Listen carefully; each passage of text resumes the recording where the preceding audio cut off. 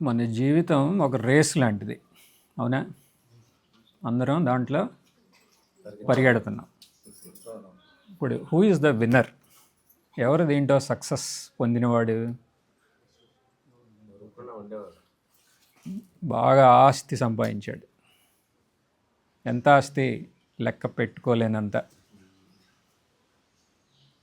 Elon Musk.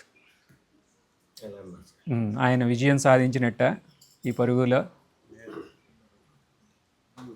కావాలంటే ఒక bronze medal ఇద్దాం ఆయనకి.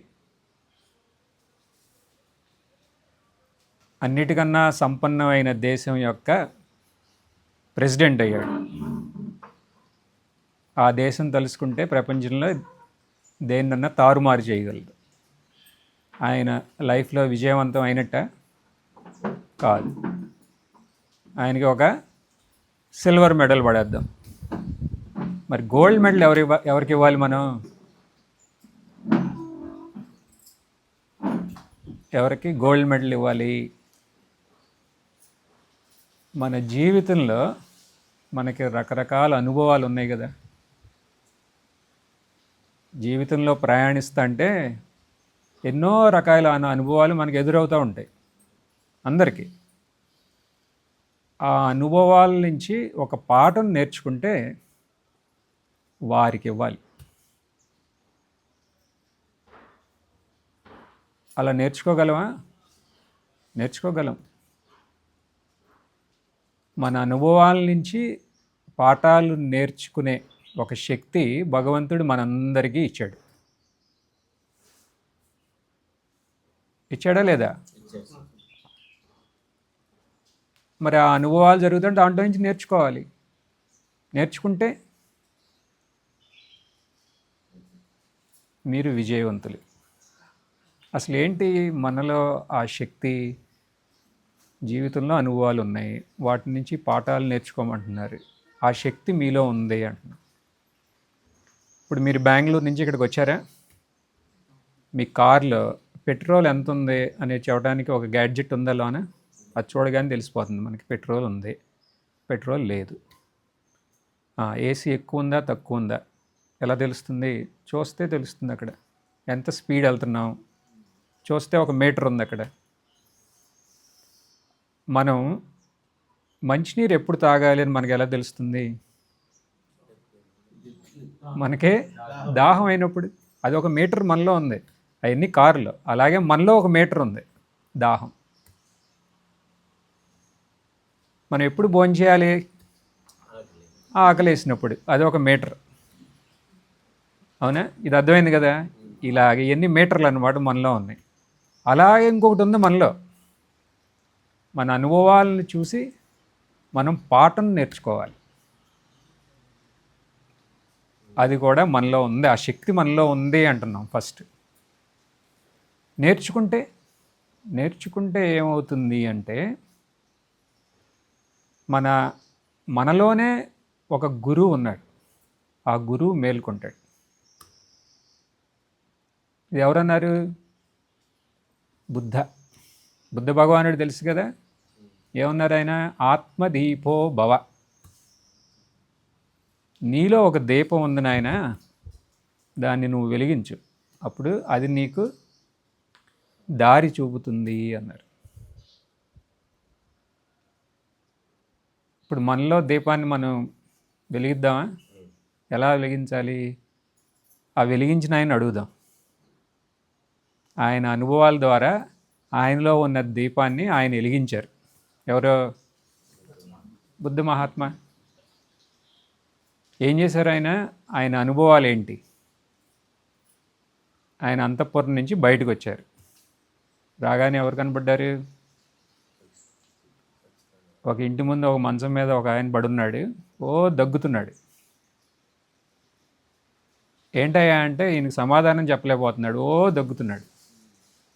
ఏదో వచ్చింది, కరోనానో ఏదో వచ్చింది అనుకుందాం, టీబీనా. బుద్ధుడు అడిగాడు. బుద్ధుడు అంటే అప్పుడే బుద్ధుడు కాదుగా, సిద్ధార్థ రాకుమారుడు. ఏమని అడిగాడు? ఏమైంది ఈయనకి? అటప్పుడు పడున్నాడు అన్నాడు. బాబు, దీన్నే వ్యాధి అంటారు, నువ్వు ఎంత నుంచున్నా వాడు లెగోడు.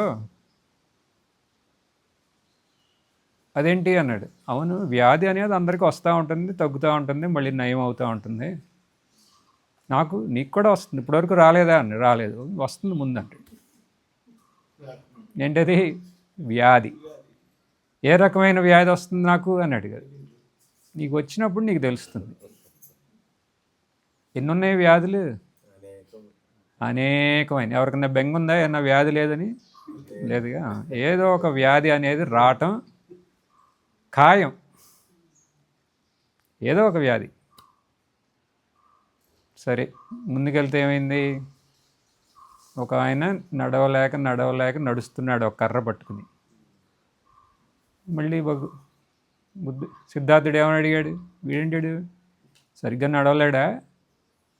అటు వంగిపోయి కర్ర సహాయంతో నడుస్తున్నాడేంటి? నడవలేడండి. ఇది వృద్ధాప్యం. వృద్ధాప్యంలో కర్ర కావాలా? కావాలి. నేను ఇలా అవుతానా? తప్పకుండా. అవునా? అంటే మనందరికీ కావాలంటే ఇప్పుడే కొనికి పెట్టుకోవచ్చు కూడా ఒక కర్ర. ఎందుకని దాన్ని పట్టుకుని నడవాల్సిన అవకాశం వస్తుంది. కానీ ఆయన నడవటం అది ఒక అనుభవం అన్నమాట. ఇంకొంచెం ముందుకెళ్ళాడు. వెళ్తే అందరూ ఎవరినో మోసుకెళ్తున్నారు. ఆపాడు. ఎక్కడికా తీసుకెళ్తున్నారు? ఆయన పడుకుంటే వెంటయ్యా ఆయన పోయాడు, ప్రాణం పోయింది, తీసుకెళ్ళి తగలేస్తా ఉంటున్నారు. అవునా? తగలేయటం ఏంటి? ఇది మరణం అంటారు. లోన జీవుడు లేడు. ఎక్కడికి వెళ్ళాడు? ఎక్కడికో పోయాడు. కానీ దీంట్లో ఖాళీ. ఇప్పుడు ఏం చేయాలి? ఇన్ని తగలేయాలి. అంటే నేను పోతానా? గ్యారంటీ. దాంట్లో డౌట్ ఉందా? డౌటే లేదు. సరే, వచ్చాడు వెనక్కి. నిద్ర పడుతుందా? ఆయనకి నిద్ర పట్టల. ఏంటి? నాకు వ్యాధి వస్తుంది, తర్వాత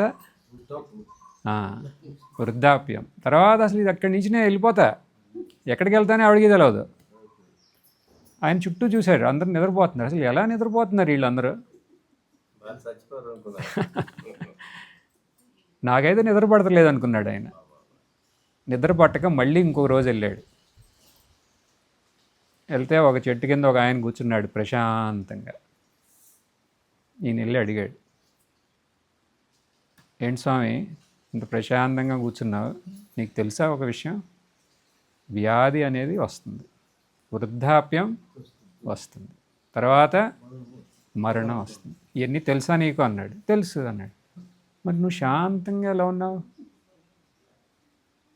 అంటే, బుద్ధుడికి ఏమర్థమైంది ఇక్కడ? సిద్ధార్థుడికి ఇవన్నీ ఉన్నా మనం శాంతంగా ఉండొచ్చు అనేది అర్థమైంది. అవునా?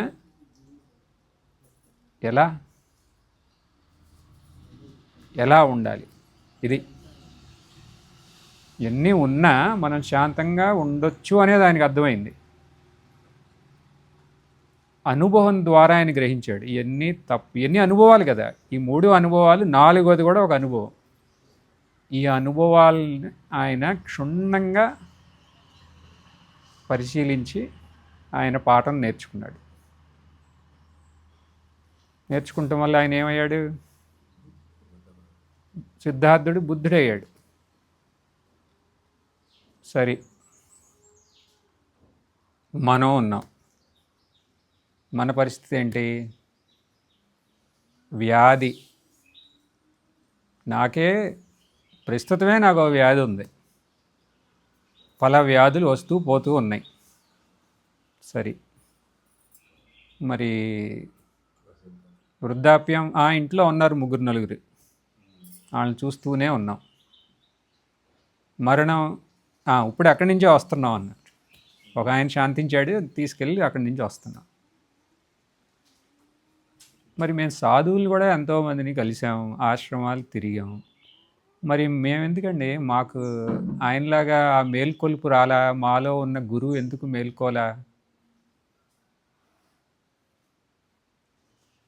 మేల్కోలా? అంటే ఏం చేయాలి దానికి?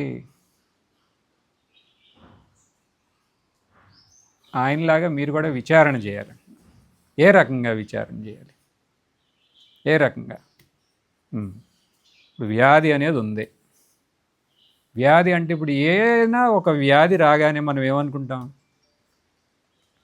ఇది అసలు ఎందుకు వచ్చింది నాకు, అవునా? అసలు ఎందుకు ఇది ఎందుకు వచ్చిందని అంటే మనం we get into a shock అయిపోయాం. నేను ఇంత పద్ధతిగా ఉంటాను, నాకేంటి జబ్బు వచ్చింది? షాక్. దాంట్లో నుంచి బయటికి రావాలంటే ఏం కావాలి మనకి? ఒక షాక్ అబ్జార్బర్ కావాలా లేదా? ఇదే విచారణ అంటే. నెక్స్ట్ వ్యాధి వస్తే మనం షాక్ చెందామనుకోండి, అప్పుడు మనం ఊహించాలి మన దగ్గర షాక్ అబ్జార్బర్ లేదు కాబట్టే మనం షాక్ అయ్యాం. సరే, వృద్ధాప్యంలో మన ఇంద్రియాలు దుర్బలం అవుతాయి. అయినప్పుడు మనకు మనోధైర్యం ఉండాలా? ఇలా అయిపోయిందే అని కూర్చుంటే కుదరదు కదా. అంటే వృద్ధాప్యం మనకి వచ్చినప్పుడు ఆ టైంకి దాని ముందే మనం ఒక మనోధైర్యాన్ని మనం సంపాదించాలి. షాక్ అబ్జార్బర్ ఎప్పుడు పెట్టుకోవాలి? షాక్ అయిన తర్వాత కాదు, ముందే మనం పెట్టుకోవాలి. గుంట్లో పడిన తర్వాత కారుకి ఎవరిన షాక్ అబ్జార్బర్ పెడతాడా? ముందే పెడతాడు. ఎందుకని? గుంట్లో పడితే తెలవకూడదు. అలాగే మరణం ఎందుకు అసలు భయం మనకి?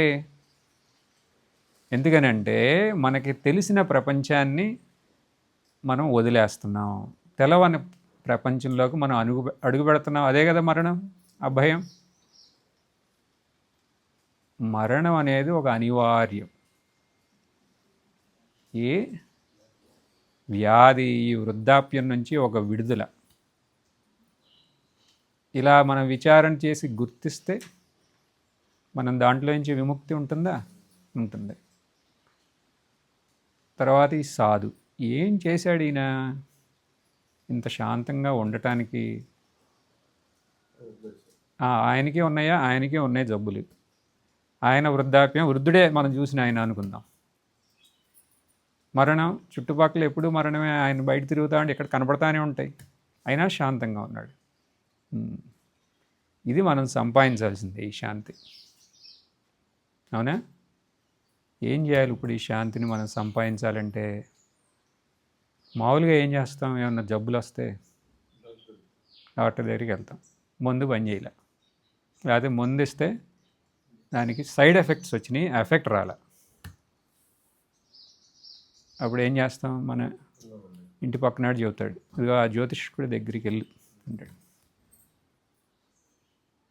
ఎందుకని? ఆయన ఏదో ఒకటి చెప్తాడు మీకు. ప్రతిదానికి సలహా ఇచ్చే కెపాసిటీ ఒక్కడికే ఉంది ఈ ప్రపంచంలో. ఎవరికే? జ్యోతిష్కుడు. ఎందుకని? It is not subject to verification. దానివల్ల ఫలితం ఉందా లేదా మనం ఎవరన్నా దాన్ని పరీక్షించలేము కదా. డాక్టర్ అయితే మందు ఇస్తే అది పని చేయకపోతే పని చేయలేదు నువ్వు ఇచ్చిన మందు అంటు. మనాడిది నువ్వు సరిగ్గా చేయలేదంటాడు అంతే. నువ్వు మేము చేసిన ప్రాయశ్చిత్తం, నువ్వు చెప్పింది శాంతి నువ్వు సరిగ్గా చేయలేదంటాడు అంతే. మళ్ళీ మన మీదే పడుతుంది అది. సరే నువ్వు అది చేయి, ఇది చేయి, ఇది చేయి, అది చేయి అని చెప్తూ ఉంటారు వాళ్ళు. మరి దీంట్లో నుంచి బయటకు ఎలా వస్తాం? మరి కర్మ వల్లే కదండి అన్నీ. ఆయన ఏదో పాపకర్మం చేశాం, దానివల్ల ఈ రకంగా మనం అనుభవించాం. సరే, నువ్వు ఒక పక్కన పాపకర్మలు చేస్తూ ఆ జ్యోతిష్కుడు చెప్పిన మీరు ఆచరిస్తే దానివల్ల ఉపయోగం ఉంటుందా? అంటే ముందు మనం చేయాల్సిందేంటి? స్వామీజీ అన్నట్టు ముందు అలాంటి కర్మములు ఏమైనా చేస్తే వాటిని నిలిపివేయాలి. పుణ్యకర్మలు చేయటానికి మనం పూనుకోవాలి. సరే, దాంతోనే పరిష్కారం అవుతుందా? అవ్వదు. మరి ఏంటి పరిష్కారం? పరిష్కారం కావాలా? మనం ఉపనిషత్తుని అడుగుదాం, చాందోగ్య ఉపనిషత్తుని అడుగుదాం. చాందోగ్య ఉపనిషత్తు ఏమంటుంది? ఆత్మ అపహత పాత్మ. అజరో అమృత్యు విశోకో విమృత్యు. అంటే అంటే ఏంటి? యా ఆత్మ అపహత పాత్మ.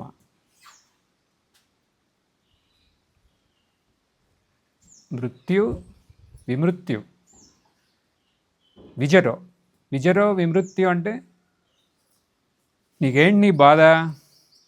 నా బాధ ఏంటంటే నాకు రోగం, నాకు వృద్ధాప్యం, నీకు లేవు అన్నారు. ఉపనిషత్తు అంటుంది నీకు ఆ రెండు లేవు, మరణం నీకు లేదు. విజరో విమృత్యు. లేదంటండి నాకు ఉందిగా.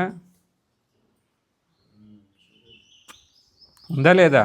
పాపం వల్ల నాకు ఇవన్నీ ఉన్నాయి. అదే ఆయుర్వేదం అంటానుగా, పూర్వజన్మ కృతం పాపం వ్యాధి రూపేణ క్షీయతే. పాపం చేస్తే వ్యాధి ఉంది. వ్యాధి ఒక పక్కనే అనుభవిస్తా అంటే వ్యాధి లేదంటారేంటి? ఏదో ఉపనిషత్తులు అలా అంటే సరిపోతుందేంటి?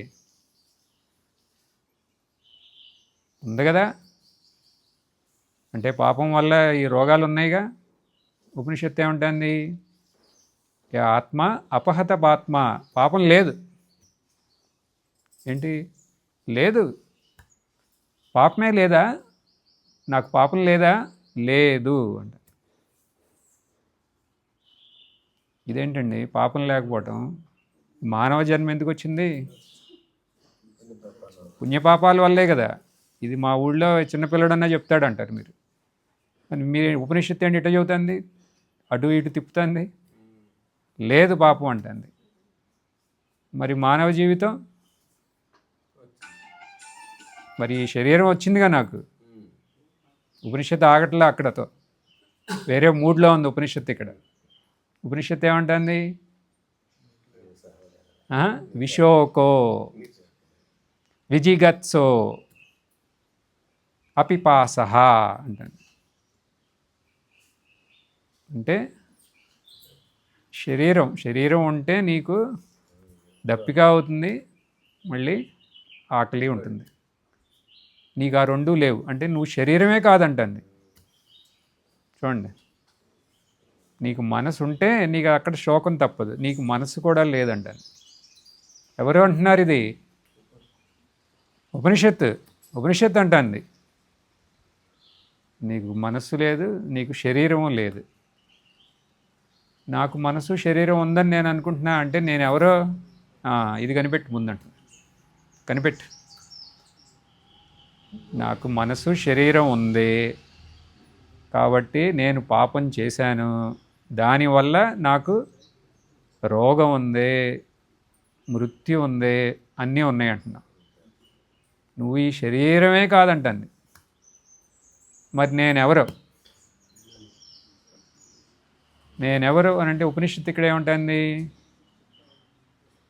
నువ్వెవరు అనేది స అన్వేష్టవ్య, స విజిజ్ఞాసితవ్య. నువ్వు విచారణ చేయి బాబు అంటాను. నువ్వెవరు అనే చోట్ల ఇక్కడ ఏముంటుంది? విచారణ చేయి, అన్వేషించి ఏం చేయాలి?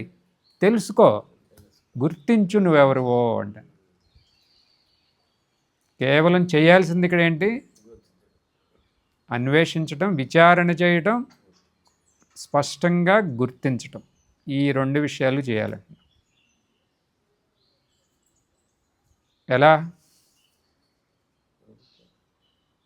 ఎలా అన్వేషించాలి? ఎలా గుర్తించాలి? సరే, నేను ఈ శరీరం కాదంటున్నా. ఎందుకు కాదంటున్నారు? ఇది మారతాంది కాబట్టి.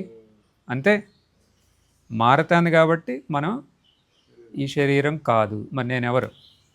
మారింది, అంత తేలిక. ఇక్కడ మారుతుంది కాబట్టి మీరు శరీరం కాదు. ఏది మారట్లేదో అది.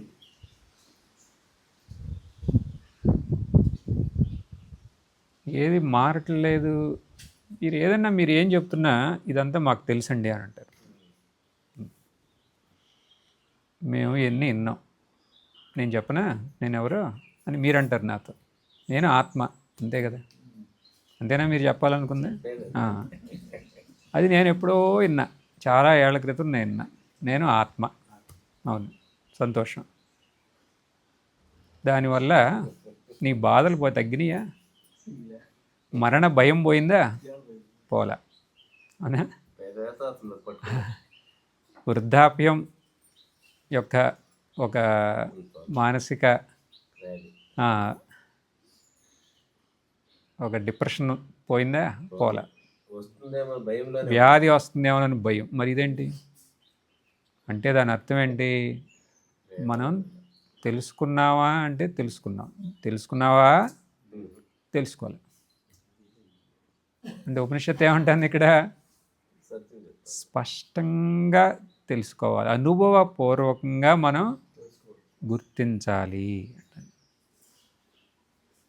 అనుభవపూర్వకంగా గుర్తించాలి. అందుకనే అక్కడ గుర్తించడానికి ఏం చేయమంటుంది ఉపనిషత్తు? ఉపనిషత్తు నువ్వు విచారణ చేయి, నువ్వు దాన్ని గుర్తించు అంటలా. అన్వేష్టితవ్య అంటే కమాండ్ అనమాట. చేయి అంటుంది, చేసి తీరాలంటుంది. వేరే అక్కడ చాయిస్ ఏం లేదు. నువ్వు ఎలా చేయాలి? నువ్వు అనుభవపూర్వకంగా అది నువ్వు గుర్తించాలి. అనుభవపూర్వకంగా గుర్తించాలి అంటే దానికి ఏం చేయాలి?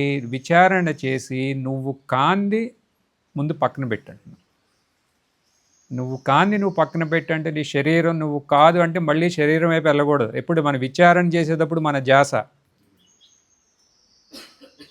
నువ్వు మనస్సు నువ్వు కాదంటే మళ్ళీ ఆలోచనలు పట్టుకోకూడదు, మళ్ళీ ఆలోచన ఉండకూడదు. సరే నేను శరీరం కాదు, నేను ఈ మనసు కాదు అన్నప్పుడు కాదు అని అన్నారా? అన్నాను. తర్వాత నువ్వు ఉన్నావా? ఉన్నాను. ఎలా తెలిసింది? ఒక ఎరుక ఉంది కదా, ఒక మారని ఒక ఎరుక, అది నువ్వు. అది అనంతం, అది శాంతి స్వరూపం. ఆ శాంతి స్వరూపం అది మనం అని మనం గుర్తిస్తే ఆ శాంతి ఇంకా మారదు. ఎందుకని? ఆ శాంతే మనం కాబట్టి. ఆ శాంతి అనేది బ్యాక్గ్రౌండ్గా ఉంది. ఇంకెప్పుడు దాని మీద ఒక వ్యాధి వస్తుంది, దాని అంతటా అదే పోతుంది. తర్వాత వృద్ధాప్యం వస్తుంది, దాని అంతటా అదే పోతుంది. అది పోగానే మనకు వచ్చేదేంటి? మరణం. కానీ మనం ఎలా ఉన్నాం? శాంతిగా ఉండి ప్రతిదానికి అనుమతిస్తున్నాం. కానీ మన శాంతికి ఏమన్నా భంగం ఉందా? లేదు. ఇది మన అనుభవపూర్వకం గ్రహిస్తే ఇది అన్నమాట ఈయనకి గోల్డ్ మెడల్. అవునా? ఎందుకని? మనకి శాంతి ఉంది కాబట్టి. మీరు మళ్ళీ అనొచ్చు ఏమని? మీరు చెప్తా అంటే వినటానికి చాలా బాగుందండి, మీరు ఆపగానే మేము టప్పట్లు కొడదాం అనుకుంటున్నాం అని అంటారు. కానీ మళ్ళీ ఇది వెళ్ళిన తర్వాత మళ్ళీ మామూలే కదా, అలా అనిపిస్తుందా? ఉపనిషత్తు ఏమంటుంది? ఉపనిషత్తు మన వదలట్లా. సత్యకామ అంటే సత్యకామ మనం ఇక్కడ ఇప్పటి వరకు మనం చర్చించిన దాని ప్రకారం దానికి ఇదే లైన్లో ముందుకెళ్ళామనుకోండి. సత్యకామ ఇక్కడ ఎలా చెప్తాం? మీకు కోరికలు ఉన్నాయా? ఎన్నో కోరికలు ఉన్నాయా?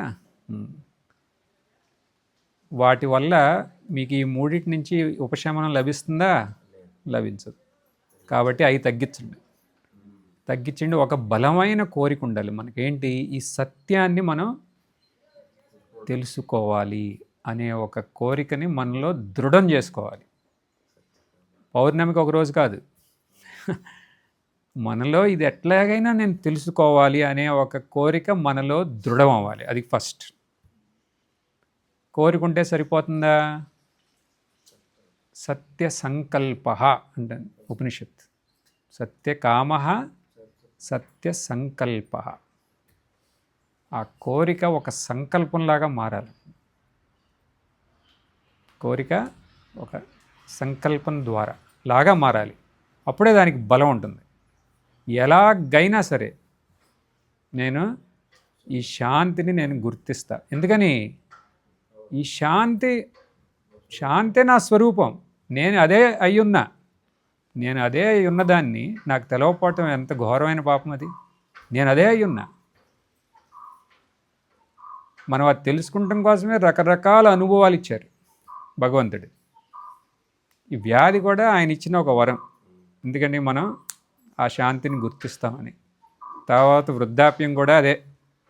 తర్వాత మరణం అనేది ఒకటి పెట్టారు. అట్లీస్ట్ ఇప్పుడన్నా అది చూసన్నా సరే నువ్వు కళ్ళు తెరుస్తావని. ఈ అనుభవాల్ని మనం ముందు పెట్టుకుని వాటి నుంచి మనం ముక్తి పొందాలంటే ఆ శాంతిని సంపాదించాలి.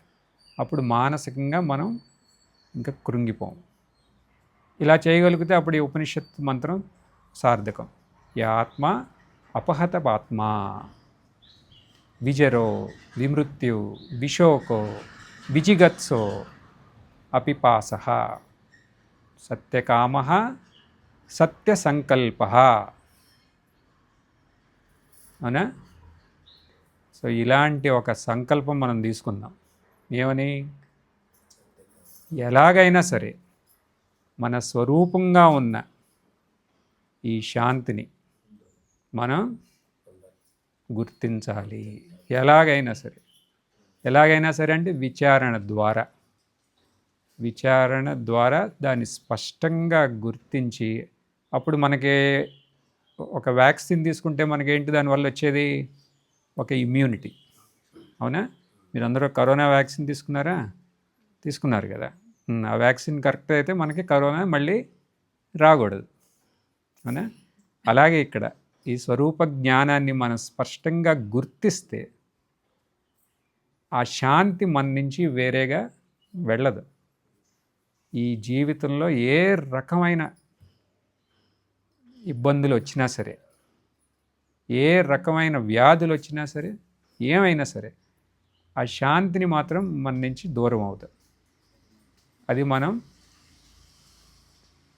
ఎలాగైనా సాధించాలి అనే సంకల్పంతో సత్సంగం ఉపసంహరిద్దాం. పూర్ణమదః పూర్ణమిదం పూర్ణాత్ పూర్ణముదచ్యతే పూర్ణస్య పూర్ణమాదాయ పూర్ణమేవావశిష్యతే. ఓం శాంతి శాంతి శాంతి.